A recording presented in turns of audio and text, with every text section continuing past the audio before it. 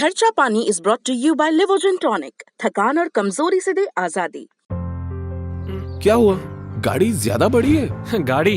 अरे काश मुझ में ये सोफा पुश करने की ताकत होती। थकान और कमजोरी खून में आयरन की कमी के लक्षण हैं। लीजिए लिवोजन टॉनिक। इसमें है ऑर्गेनिक आयरन और कई ऐसे तत्व जो दें कमजोरी से आजादी।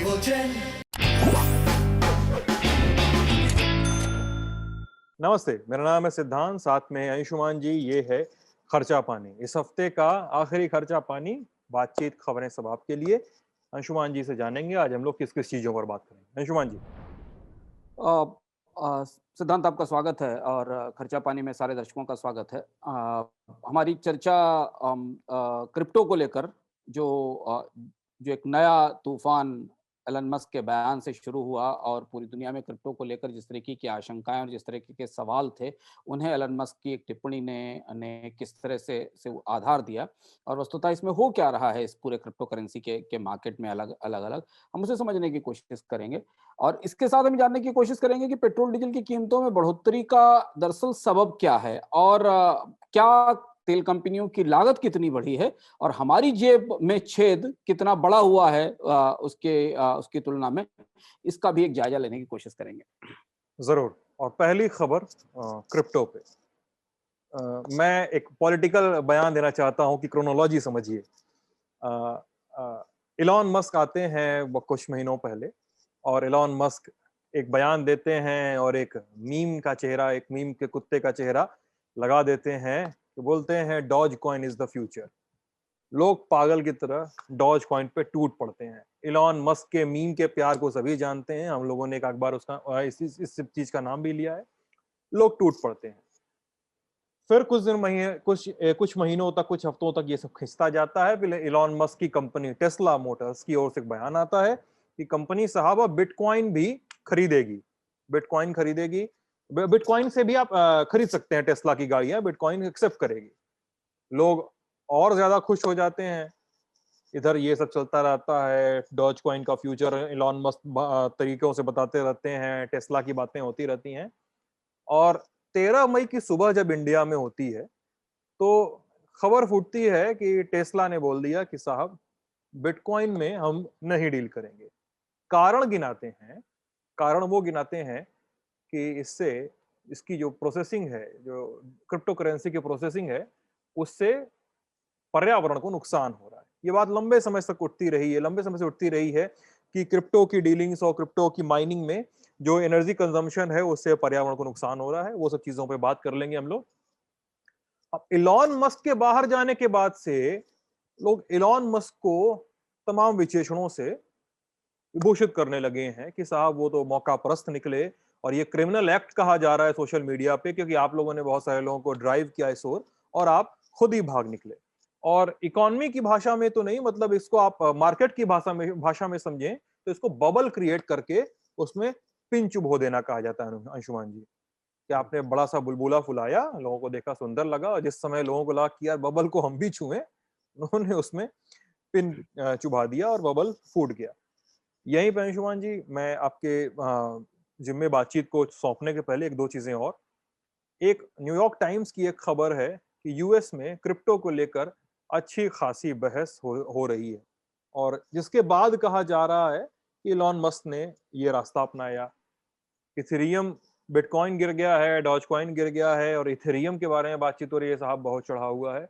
और इंडिया में, जहाँ पे सारी बातचीत केंद्रित होती है, इंडिया में बैंक अपने पैर पीछे खींच रहे हैं।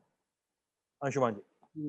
सिद्धांत, ये बहुत महत्वपूर्ण खबर है और खर्चा पानी में या अर्थात में जब भी हम क्रिप्टो पर बात करते रहें तो हम लगातार उन सारे आयामों पे चर्चा करते रहें जो इस बढ़ते हुए नए ट्रेंड के खतरों, जोखिम, रेगुलेशन का जो ग्रे एरिया है चीजें स्पष्ट न होने से जुड़ी हुई होती थी। और कहीं ना कहीं ये बात लगातार चर्चाओं में थी कि ये सब कुछ जो हो रहा है क्रिप्टो के मार्केट में, इसके पीछे ठोस जमीन कितनी है। पहले एलन मस्क के फैसले को देखें और आपने उसकी क्रोनोलॉजी बताई। इस क्रोनोलॉजी में हम दो चीजें और जोड़ना चाहते हैं जिससे कि ये समझ में आए कि क्या हुआ। एलन मस्क को सोशल मीडिया के नेटवर्क और दुनिया के बहुत सारे लोग स्पेकुलेटर ठहरा रहे हैं। हालांकि अभी हमारे सामने ऐसा कोई स्पष्ट जानकारी नहीं कि एलन मस्क ने स्पेकुलेशन किया है नहीं किया है, लेकिन उनके सहारे उनके ट्वीट के सहारे, उनकी टिप्पणियों के सहारे, उनके बयान के सहारे क्रिप्टो करेंसी, जिसे अभी दुनिया के ज्यादातर देशों ने मान्यता नहीं दी है, ज्यादातर देशों की मॉनेटरी अथॉरिटी अभी इस पर विचार कर रही है कि प्राइवेट करेंसीज का इस्तेमाल होना चाहिए नहीं होना चाहिए, उसे एलन मस्क के सपोर्ट से एक किस्म की मार्केट ऑथेंटिसिटी मिल गई, रेगुलेटरी ऑथेंटिसिटी नहीं मिली, और भारत में रेगुलेटरी ऑथेंटिसिटी आज भी नहीं है। एलन मस्क को ऐसा क्यों कहना पड़ा? इसके पीछे वो सूत्र है जो आपने संकेत में कहा, वो महत्वपूर्ण खबर है जो हमारे नजरों से उतर गई क्योंकि हम कोविड की बहुत सारी चीजों में रुके हुए थे। अमेरिका में फेडरल रेगुलेटर्स ने जो वहां के कॉइन के बिटकॉइन एक्सचेंज है उनकी एक इंक्वायरी शुरू की, और वो इंक्वायरी करीब करीब 1.38 बिलियन डॉलर की डिजिटल मनी को इलीगल सेल करने के मामले में थी। न्यूयॉर्क टाइम्स ने एक स्टोरी छापी, और जिस दिन ये स्टोरी आई 2 दिन पहले की बात है, उस दिन से मेरी जिन लोगों से बात हुई उन सबका कहना था कि कहीं ना कहीं पूरे के पूरे दुनिया के क्रिप्टो बाजार में कुछ बड़ा उथल पुथल होने वाला है, क्योंकि अमेरिका के रेगुलेटर जो अभी तक, इससे कुछ पहले तक क्रिप्टो करेंसी को लेकर इतने ज्यादा हॉकिश, इतने ज्यादा आक्रामक नहीं थे, उन्होंने उस पर जांच शुरू की। क्योंकि अमेरिकी अर्थव्यवस्था इस मामले में थोड़ी पारदर्शी है, सूचनाएं सामने आ जाती हैं। तो न्यूयॉर्क टाइम्स की रिपोर्ट ने हमको यह भी बताया कि जो कंपनी रिपल लैब्स है, जिसका वो एक्सचेंज है, उसने दुनिया के सारे टॉप लॉबिस्ट को जुटाया और लॉबिंग करनी शुरू की अमेरिकी रेगुलेटर्स के पास, क्योंकि लॉबिंग कानूनी तौर पर अलाउड है अमेरिका में, आप अपने हितों के लिए लॉबिंग कर सकते हैं। उन्होंने लॉयर्स को जुटाया जो ये बात साबित करने की कोशिश करें अमेरिकन रेगुलेटर्स के सामने कि क्रिप्टो को काम करने देना चाहिए, एक एसेट क्लास है। क्या नतीजा निकलेगा उसके बाद तो हमें पता नहीं, लेकिन एक लंबी सी खबर थी। पर वहां से पहली बार वो पिन था जो क्रिप्टो के बबल में चुभना शुरू हुआ था, और ये परसों की 2 दिन पहले की बात है। और उसके बाद ये एलन मस्क के बयान से आप इसका रिश्ता तुरंत जोड़ सकते हैं कि एलन मस्क जो अपनी कार को बिटकॉइन में खरीदने वाले थे, उन्होंने एक ऐसा तर्क लेकर, इन्वायरमेंटल डैमेज और एनर्जी कंजम्पशन का तर्क लेकर, इस पूरा जो नया ये जो चक्र खड़ा किया गया था, इस चक्र से अपने आप को वापस लेने की घोषणा की। इस पर भी बहुत सारी बहसें हैं सिद्धांत, इसके दोनों आयाम हैं। बहुत सारे लोगों का कहना है कि क्रिप्टो करेंसी की माइनिंग में जो एनर्जी खर्च हो रही है वो उन एरियाज से आ रही है जिन एरियाज में कार्बन एमिशन नहीं है, यानी कि चाइना के और उन हिस्सों से आ रही है जहाँ हाइड्रो एनर्जी का इस्तेमाल होता है। बहुत सारे लोगों का कहना है कि एनर्जी कंजम्पशन जो है वो कार्बन एमिशन नहीं है, कि इसके बहुत सारे आयाम हैं, पर हम उस पर नहीं जाते क्योंकि एनर्जी कंजम्पशन और कार्बन एमिशन की डिबेट क्रिप्टो की डिबेट नहीं है, वो इन्वायरमेंट की बड़ी डिबेट है और वो बहुत सारे क्षेत्रों में होता है। उसमें क्रिप्टो से जुड़ा हुआ या बिटकॉइन से, कंप्यूटिंग से जुड़ा हुआ उतना बड़ा इशू नहीं है। ज्यादा बड़ा इशू जिस बात की तरफ इशारा एलन मस्क ने किया और जिसके बाद पूरी दुनिया में एकदम लोगों को अचानक वास्तव में पलट कर देखने की बात हुई, जो बात हम खर्चा पानी में लगातार कहते रहे कि रेगुलेटरी गैप है करेंसी, और ये चीज यहाँ फिर समझना जरूरी है। इसके बाद हम जब बैंक वाले पे चलें, जो खबर भारत में है, जिस खबर को हमारे लिए जानना जरूरी है। करेंसी में और दूसरी किसी एसेट में बहुत फर्क होता है। सोना खरीदना, मिट्टी खरीदना, मकान खरीदना, कमोडिटी खरीदना, शेयर खरीदना एक बिल्कुल दूसरी चीज है। वो एसेट्स हैं, वो आप एसेट किसी को भी बना सकते हैं। शॉर्टेज में तो ऑक्सीजन भी एसेट है। जिसकी कमी है या जो बाजार में बिक सकती है, वो सारी चीजें एसेट है। पर करेंसी अपने आप में एसेट होने के साथ साथ एक मॉनेटरी सिस्टम भी है। उसका वो एक सिस्टम है जिसके तहत आप जो सॉवरेन करेंसीज हैं उनके साथ एक्सचेंज करते हैं। और हम लोगों ने पहले दिन से ये बात कही है कि भारत में लोग डिजिटल करेंसी और क्रिप्टो करेंसी के फर्क को नहीं समझ पाते हैं। डिजिटल करेंसी सॉवरेन करेंसी हो सकती है और सॉवरेन करेंसी क्रिप्टो करेंसी की तकनीक पर बनाई जा सकती है। पर जिन करेंसीज की बात हम कर रहे हैं, डॉग कॉइन, बिटकॉइन, इथेरियम, ये सब प्राइवेट करेंसी है या कोऑपरेटिव करेंसी है, इन्हें वो प्रमाण नहीं मिला। अब यही दूसरी तरफ आइए, ये जो रेगुलेटरी गैप का इशू था, ये धीमे धीमे ट्रेवल करता हुआ भारत के भीतर आया। भारत में 2 बड़ी घटनाएं हुई पिछले 24 घंटे में जिन्हें जानना हमारे लिए जरूरी है, जो क्रिप्टो में को करीब से समझना चाहते हैं और अपने आप को समझदारी के साथ इस चीज के साथ आगे जाना चाहते हैं। एक खबर आई कि भारत में बहुत सारे बैंकों ने क्रिप्टो एक्सचेंजेस के साथ डील करने में हिचकना शुरू कर दिया। यानी आप जब क्रिप्टो एक्सचेंज में इन्वेस्ट करते हैं या किसी क्रिप्टो करेंसी को खरीदते हैं, तो आप जो पेमेंट करते हैं वो तो डोमेस्टिक करेंसी से ही करते हैं। तो वो डोमेस्टिक करेंसी से बैंकों ने अपने आप को दूर रखना शुरू किया। हमें नहीं पता कि ये काम रिजर्व बैंक के कहने पर हुआ या रिजर्व बैंक कुछ स्मेल कर रहा आने वाले समय में भारत में होने वाली बात, पर यह खबर ब्लूमबर्ग क्विंट ने चलाई, फिर एक दो जगह से और स्टोरी आई इस बात की कि ये चीज कैसे कि बैंक्स जो हैं वो बहुत उत्साहित नहीं है लोगों को क्रिप्टो की तरफ बढ़ाने में, यानी कि भारतीय रेगुलेटर्स कुछ होने वाला है जिसको महसूस करने की कोशिश कर रहे हैं।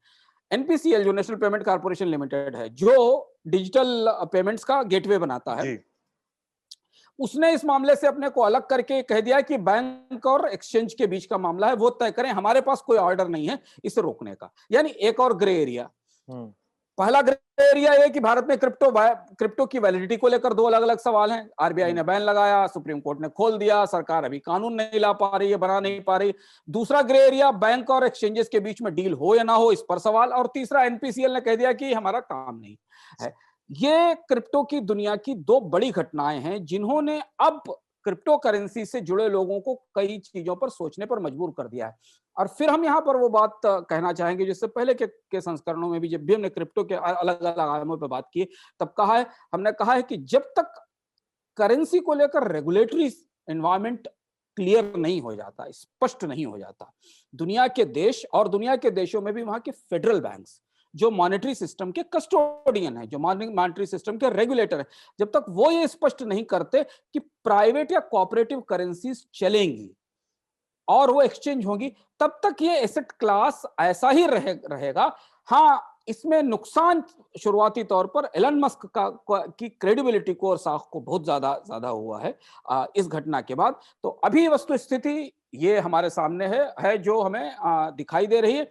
और अगर अमेरिका की इंक्वायरी कुछ थोड़ी ज्यादा तेज आगे बढ़ती है तो मुझे शक नहीं कि दुनिया के अन्य रेगुलेटर्स भी, यूरोप के रेगुलेटर्स भी या एशिया के बाकी रेगुलेटर्स भी फिर अपने लेवल पर इसकी इंक्वायरी शुरू करेंगे। लेकिन यहां से सिद्धांत आज की तारीख में जब इसको कर रहे हैं, क्रिप्टो की दुनिया दो हिस्सों में बट गई है।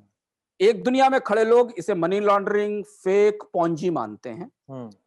वो मानते हैं कि पोंजी है, ये फेक है, ये मनी लॉन्ड्रिंग है, इसका कोई बेस नहीं है, इसके पास कोई रेगुलेटरी अप्रूवल नहीं है, इसमें पैसा लगाने का मतलब डूबना है। और एक तरफ खड़े लोग वो हैं जो इसे टेक्नोलॉजिकल फ्यूचर मानते हैं, भविष्य की करेंसी मानते हैं कि दुनिया में भविष्य में इसी तरह से ट्रेड होगा, इसी तरह से काम होगा। और आश्चर्य की बात यह है, सबसे आश्चर्य की बात यह है कि पिछले 7-8 साल से दुनिया के सारे रेगुलेटर इस पूरी भ्रम को बनाए रखने में लगे हुए हैं। कोई भी रेगुलेटर साफ तौर पर ना तो इस तरफ की बात को सही बता रहा है, ना इस तरफ की बात को सही बता रहा है। तो ऐसी परिस्थिति में जब रेगुलेटरी ग्रे एरिया हो, रेगुलेटरी ब्लैक होल हो, रेगुलेटरी वैक्यूम हो, तो हमें अपनी समझदारी स्वयं अपने स्तर पर दिखानी चाहिए। यह वस्तु स्थिति क्रिप्टो को लेकर एलन मस्क के बयान, अमेरिका की इंक्वायरी, भारत में बैंकों की हिचक और एनपीसीएल की परिस्थिति के बाद हमारे सामने आती है। और रेगुलेटरी अथॉरिटी की जो बात कर रहे हैं शुमा जी, उनकी चुप्पियों की बात कर रहे हैं, उनके देखते देखते नई क्रिप्टो करेंसीज आसमान पे जाके खड़ी हो गई। 400, 500, 1000% जाके क्रिप्टो करेंसीज के दाम में परिवर्तन आ गया। एक तो हम लोग जो बात कर रहे थे, क्या नाम था उसका, इंटरनेट कंप्यूटर एक दिन में वो $45 बिलियन का बन गया। मतलब देखिए इतना ज्यादा फ्रजाइल और इतना ज्यादा अल्टीमेटली स्पेकुलेटिव है सब कुछ इसमें कि मुझे लगता है कि रेगुलेटर्स को एज सुन एज पॉसिबल ध्यान देना चाहिए इस तरफ।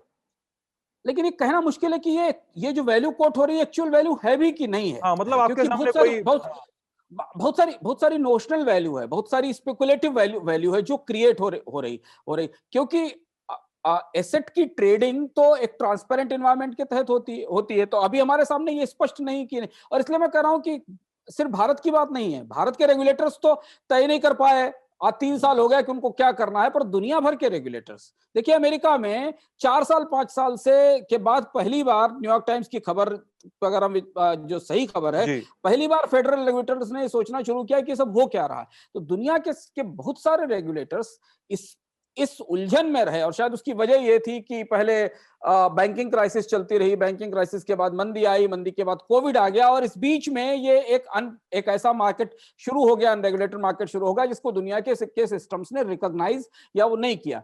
दूसरी एक और बात यह कि जिस पर हमने अर्थात में विस्तार से चर्चा की थी कि क्रिप्टो करेंसीज का, प्राइवेट करेंसीज का क्या फ्यूचर होगा, ये हमें पता नहीं है, चलेंगी कि नहीं चलेंगी, क्या रेगुलेटर्स उसके बारे में फैसला लेंगे ये। लेकिन डिजिटल करेंसी का, सॉवरेन डिजिटल करेंसी का फ्यूचर, या जिसे हम किसी देश की जो ऑफिशियल करेंसी है उसके डिजिटल संस्करण के का उसका फ्यूचर है, वो बन रही है, तैयार हो रही है। आरबीआई ने भारत में एक पूरा पेपर प्रेजेंट किया है, वित्त मंत्रालय ने बयान दिया है भारत में कि हम भारत में अपनी डिजिटल करेंसी लेकर आएंगे। चाइना अपनी डिजिटल करेंसी युआन को ट्राई कर चुका है। यूरोप के, वो क्रिप्टो नहीं है, वो क्रिप्टो ना प्राइवेट बिल्कुल नहीं है। क्रिप्टो टेक्नोलॉजी हो सकती है। देखिए, क्रिप्टो और प्राइवेट करेंसी में फर्क है, समझ लेना जरूरी है बहुत सारे लोगों को।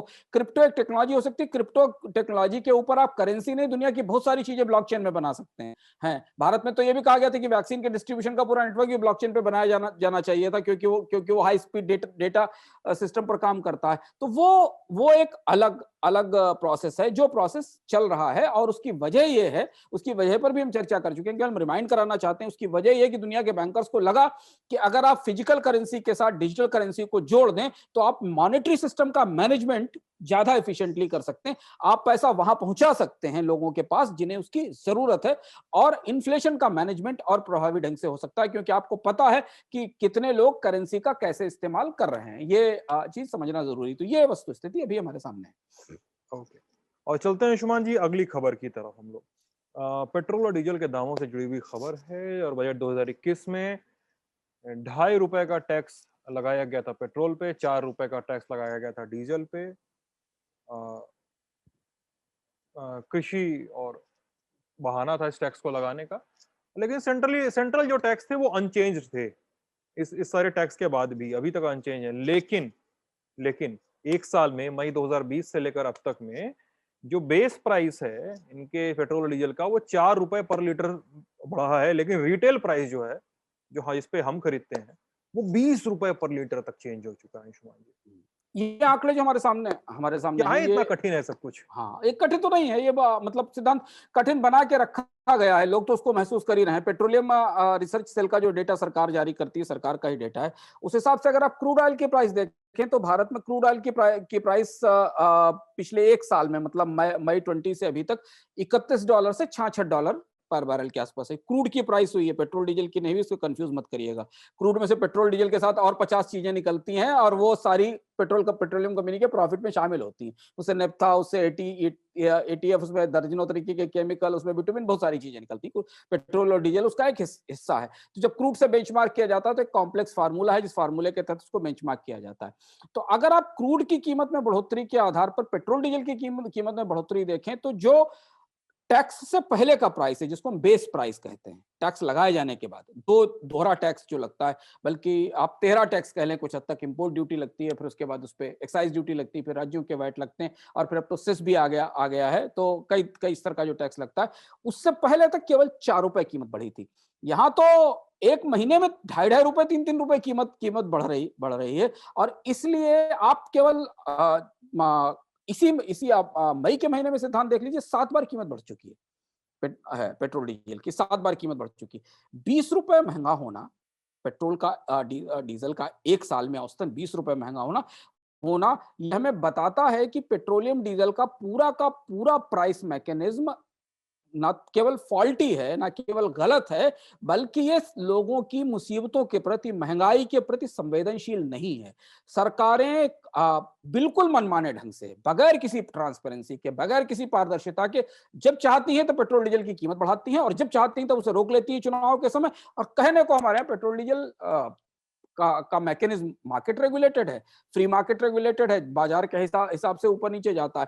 यह फर्क हमें इस बात की तरफ भी इशारा करता है कि टैक्स का कंपोनेंट अगर पेट्रोल डीजल पर एक सीमा से ज्यादा बढ़ चुका है या बढ़ाया जा चुका है, तो उसको कम किए बिना सिद्धांत से सस्ता करना संभव नहीं है। आज 66-67 का या 68 का क्रूड है ब्रेंट का, कल में 62 भी आ जाएगा, तो आपके पेट्रोल की कीमत 100 से 80 नहीं हो जाएगी। हम्म, 85 नहीं हो जाएगी, वो 95 96 और जिन स्टेट्स में 100 है वहीं रहेगी। ये क्रूड का रिफ्लेक्शन रिटेल पे दिखने को मिलेगा नहीं। बिल्कुल नहीं दिखेगा क्योंकि सरकारों ने अपने खर्चों को के रेशियो में टैक्स बढ़ाया है।